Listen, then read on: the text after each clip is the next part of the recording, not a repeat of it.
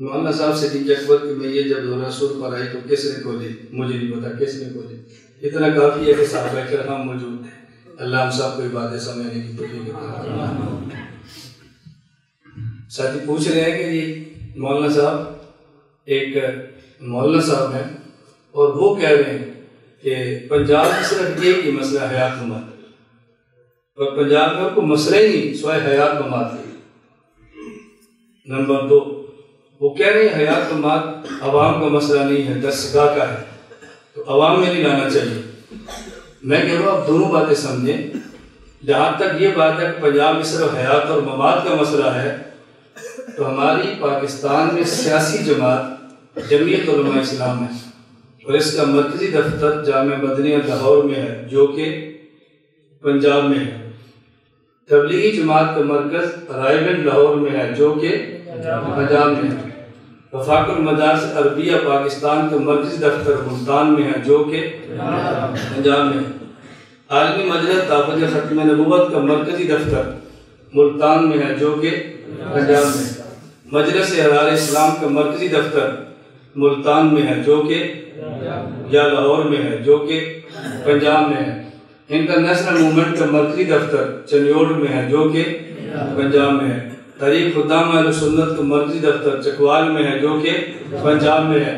میں نے کہا یہ سب حیات ممات ہے، یہ حیات ممات ہے. تو جتنی تحریکیں مسئلے کے دیوبند کی چل رہی ہیں سب کے مراکز پنجاب میں ہیں اور آپ پھر بھی جھوٹ بولتے ہو کہ پنجاب میں صرف ایک ہی مسئلہ جو حیات ممات ہے.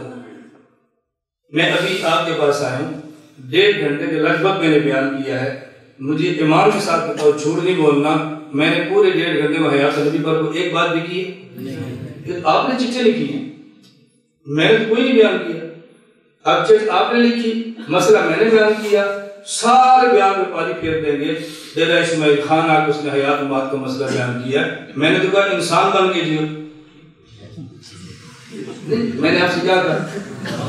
میں نے کہا دیوبندی بن کے جیو، حیاتی بن کے جیو، فلاں بن کے جیو. میں کہہ رہا ہوں کہ انسان بن کے جیو اور مجھے بدنام کر رہے ہیں کہ امت کو توڑ رہے ہیں. میں کہتا ہوں انسان بن کے جیو، میں تو امت کو جوڑ رہا ہوں، کہاں امت کو توڑ رہا ہوں.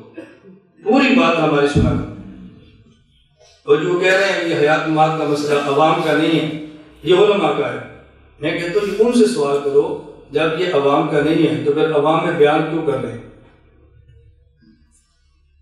مسئلہ عوام کا نہیں ہے، عوام میں بیان کیوں کر رہے ہیں؟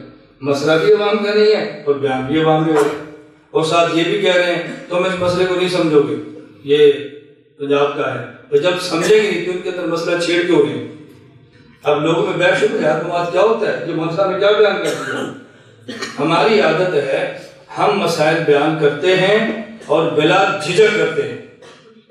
اور میں بالکل کھول کے کہتا ہوں حیات النبی کا عقیدہ علماء اہل سنت والجماعت احناف دیوبند کا اجماعی عقیدہ ہے. تو حیات النبی کا انکار کرتا ہے تو دیوبندی بھی نہیں ہے، حنفی بھی نہیں ہے، سنی بھی نہیں. میں کہ تم سے ڈر کے بات سے بات نہ چٹیں دیا کرو. ہم بڑے تسلسل سے بات کرتے ہیں، تم اپنی چٹیں شروع کر دیتے ہو. ہم تک جو چٹ آئے گی نا ہم جواب دیں گے، نہیں چٹ آئے گی تو نہیں بات چلے گی. میں کسی بھی جلسے میں جاتا ہوں، میرا کشمیر میں جلسہ تھا مرکزی مسجد میں جناب آباد، تو وہاں خطیب مولانا عطا اللہ شاہ صاحب مجھے انہوں نے فرمایا مولانا آپ کا بیان ہے اور آپ کے بیان میں مختلف طبقات کے لوگ آئے ہیں، تو بھی ہیں، بریلوی بھی ہیں، غیر مخلد بھی ہیں اور ممکن ہے ہمارے قریب شیعہ ہیں شاید وہ بھی ہو. مختلف طبقات کے لوگ آپ کو سننا چاہتے ہیں تو آپ ایسی کوئی بات نہ فرمانا کہ جس پہ توڑ پیدا ہو. میں نے کہا ٹھیک ہے. میں نے کہا بیان کے بعد کہتے ہیں کچھ چٹھیں ہوں گی ان کا آپ نے پھر جواب دے دینا ہے. میں نے کہا میرے بیان میں تو توڑ نہیں ہوگا، آپ کی چٹھوں سے توڑ شروع ہو جانا ہے. اگر آپ نے توڑ پیدا نہیں کرنا تو چٹ نہ دینا. انہوں نے کہا کہ ہمیں بات سمجھ آ گئی. میں نے بیان کیا، آخر میں چٹھیں آئیں تو میں نے کہا شاہ صاحب جواب دیں. کہتے ہیں ریڑھ دیں. میرے بیان میں تو کوئی ایسی بات نہیں ہے، تمہاری چٹھوں میں آنا شروع ہوگی. یہ چٹھیں آپ نے دی ہیں یا میں نے لکھی؟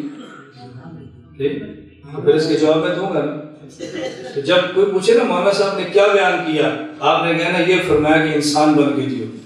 اس مسئلہ حیات چھیڑا تھا، کہا جی کوئی نہیں چھیڑا، ہم نے چھڑوایا تھا. ہم شرارتی ہیں، مولانا صاحب نہیں ہیں. انہوں نے تو کوئی بات نہیں فرمائی، بس ہمارا خیال تھا کچھ ہونا چاہیے، ہماری روٹی دال ہضم نہیں ہو رہا تھا، وہ تو بہترین گفتگو فرما رہے تھے۔ اب ہضم آپ کا کہنا نہیں ہوتا، خارش یہاں شروع ہو جاتی ہے، کھاتے ہمارے ڈال دیتے ہیں۔ اللہ ہم سب کو بات سمجھنے کی توفیق عطا فرمائے۔